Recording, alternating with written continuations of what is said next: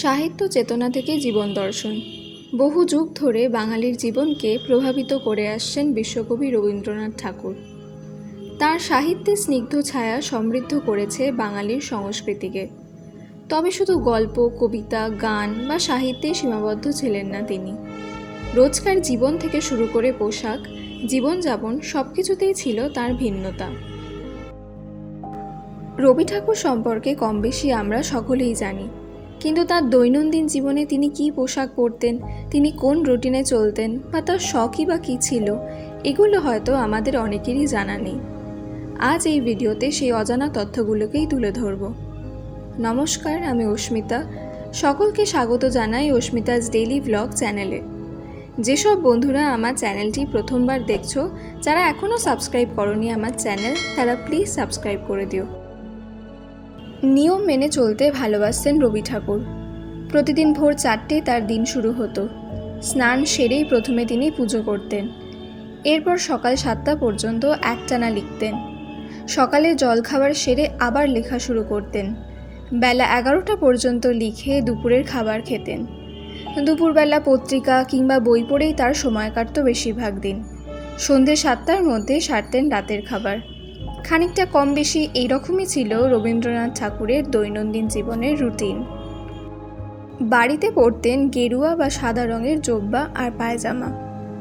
উপাসনা বা সভা সমিতিতে যাওয়ার সময় জোব্বা ছাড়াও সাদা ধুতি, জামা, চাদর ইত্যাদি ব্যবহার করতেন।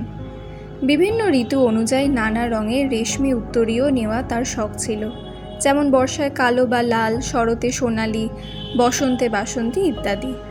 আবার জোব্বার রঙের সঙ্গে মিলিয়েও উত্তরীয় নিতেন অনেক সময় তিনি।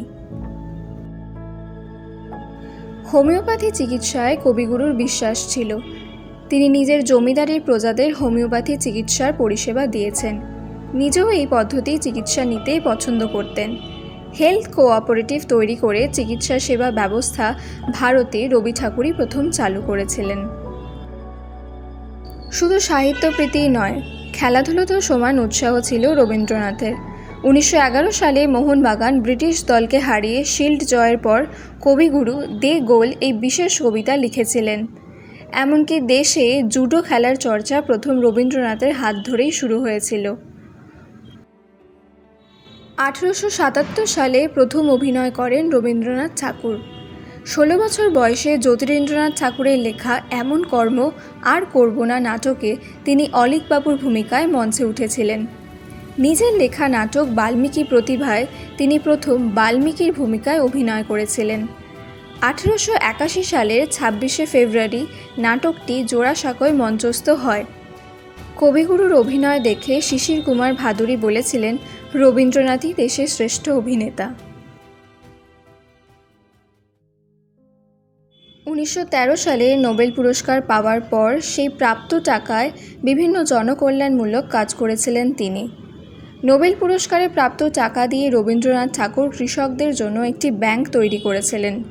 বাড়ি সংলগ্ন এলাকায় সেতু, রাস্তা ইত্যাদি মেরামতের জন্য তিনি নোবেলের টাকা দান করে দিয়েছিলেন। ভিডিওটা কেমন লাগলো নিচে কমেন্ট বক্সে জানাতে ভুলবেন না। ভালো লাগলে লাইক আর শেয়ার করে দেবেন। আর এরকম যদি ভিডিও পেতে চান তাহলে আমার চ্যানেল অস্মিতাস ডেইলি ব্লগ সাবস্ক্রাইব করে রাখবেন।